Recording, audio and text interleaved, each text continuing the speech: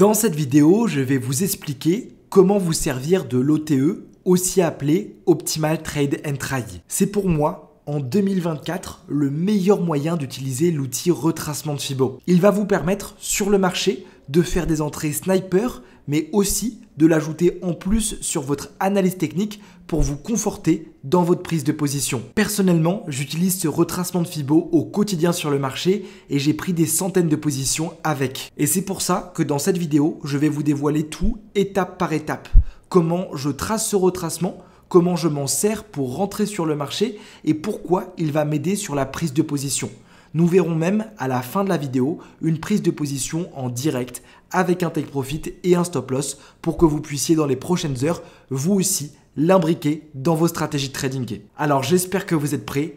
On est parti. De manière théorique, l'Optimal Trade and Try, c'est vraiment quelque chose qui est très simple. La première chose, c'est que sur une tendance baissière, donc une tendance baissière, c'est tout simplement un marché qui fait des points bas qui sont de plus en plus bas, on va identifier le swing high et le swing low. Donc tout simplement le haut du marché et le bas du marché. Une fois qu'on a identifié ces deux niveaux, on va tout simplement venir ici, à gauche sur TradingView et cliquer sur retracement de Fibo.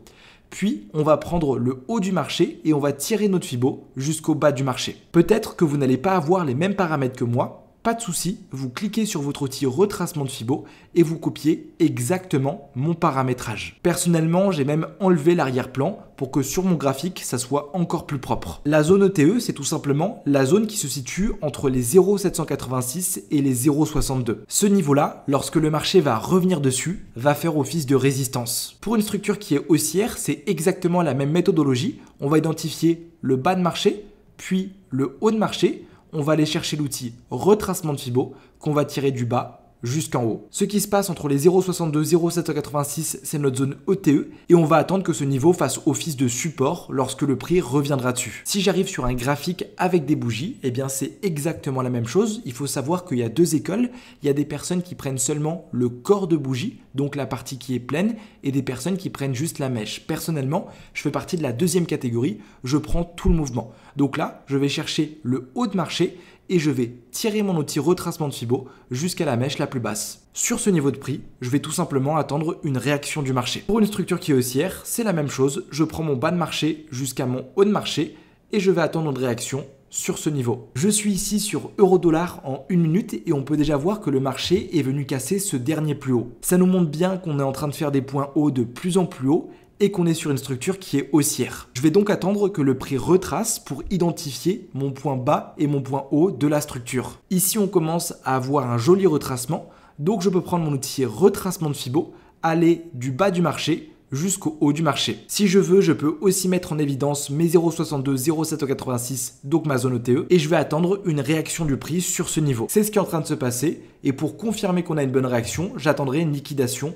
de ce niveau. Pareil, le marché vient de créer un nouveau plus haut, donc une nouvelle structure en venant liquider ce high. Je peux prendre encore une fois mon outil retracement de Fibo et le tirer du bas jusqu'en haut. Et je vais attendre une réaction du prix ici. Et comme vous pouvez le voir, on a une mèche qui est revenue dans notre TE, avant d'aller chercher des nouveaux plus hauts. Je suis sur Bitcoin en 1 heure, c'est aussi pour vous montrer à quel point les intervalles de temps n'ont pas d'importance et que l'Optimal Trade and Try fonctionne pour n'importe quelle paire et n'importe quel UT. On est venu ici avec ce rallye baissier liquider ce lot qui avait créé ce high. Donc pour moi, on passe d'une structure qui est haussière à baissière. Je vais donc tout simplement préparer mon outil retracement de Fibo pour essayer de voir si on a un OTE qui réagit. Comme vous pouvez le voir, on a une violente réaction du prix. Donc je vais tout simplement tirer mon outil retracement de Fibo pour qu'on ait un retracement qui soit propre. Bitcoin continue sa descente. Je tire mon Fibo. Et là, on commence à remonter. Donc super, je veux mettre en évidence mes 0,786, 0,62. On vient mécher dessus et je m'attends à une réaction pour pourquoi pas venir liquider ce dernier plus bas. Et vous pouvez le voir, c'est chirurgical. Pareil, le marché vient nous créer une nouvelle structure. Donc je vais prendre le haut de la structure, puis le tirer jusqu'au bas de la structure. On est en train de retracer. Je mets en évidence mes 0,786, 0,62. On continue de retracer. Donc simplement, je déplace mon outil retracement de Fibo et mon OTE. On revient dessus et je m'attends à une réaction pour pourquoi pas venir liquider ce dernier plus bas. Et c'est ce qui se passe ici. Le Bitcoin est en train de retracer. Donc moi, de manière méthodique, je vais prendre le haut de la structure jusqu'au bas de la structure, et vous voyez, on est pile dans les 0,62, 0,786. Donc de nouveau, je m'attends à une réaction pour qu'on vienne liquider ce dernier plus bas. Et rien qu'avec cet exemple, vous pouvez vraiment comprendre la puissance de l'ETE. Il n'y a pas de magie, il n'y a pas d'indicateurs qui sont bidons, simplement se servir des retracements et des zones institutionnelles. Clairement, quand on voit ça, on se dit que c'est un outil qu'on doit obligatoirement avoir dans notre stratégie. Maintenant, les amis, vous devez vous demander, mais Casper, comment m'en servir dans ma stratégie de trading? Est-ce que je peux directement rentrer avec l'OTE? Alors oui, vous pouvez. Je connais des personnes qui ont une bonne lecture du marché et qui tradent uniquement avec l'ETE et juste avec ça. Maintenant, c'est pas ce que je vous conseille de faire et c'est pas non plus ce que je fais sur le marché. Moi, je vais m'en servir en plus comme indicateur pour rentrer en position. Donc ici, sur cette structure, je sais que j'ai mon ETE qui est ici. Et si je regarde bien et que je fais attention à ce qui se passe avant, je peux voir qu'on a ce qu'on appelle un BPR. On peut voir que sur ce rallye haussier, cette première bougie ne touche pas cette troisième bougie. Donc ici, nous avons de l'imbalance. Et sur ce rallye baissier, cette première bougie ne touche pas cette troisième bougie. Donc on a une double zone d'imbalance. Si vous voulez en savoir plus, je vous ai déjà fait une vidéo dessus. Donc ça, c'est un niveau qui de base ferait office de résistance sur le marché. Alors si en plus il est dans mon optimal trade and try, alors là je mets toutes les probabilités avec moi et j'ai de grosses chances que le prix réagisse sur ce niveau. Donc je peux tout simplement décider de vendre le marché avec un stop loss sur ce high protégé et viser le bas de la structure. Et ça pour moi c'est un trade 5 étoiles. Sur cette structure haussière, on peut voir qu'on n'a pas de BPR ni de grosse imbalance. Par contre ce qu'on peut voir c'est qu'on a le dernier sell avant le buy. Ça, c'est ce qu'on appelle un bloc de contrat sur le marché. Tout simplement un niveau sur lequel la smart money doit venir refermer des ordres. En plus de ça, on voit que notre bloc de contrat est dans mes 0,62, 0,786, donc dans mon ETE. Clairement pour moi, c'est un achat qui est 5 étoiles. On peut pareil prendre une position et viser le haut de la structure.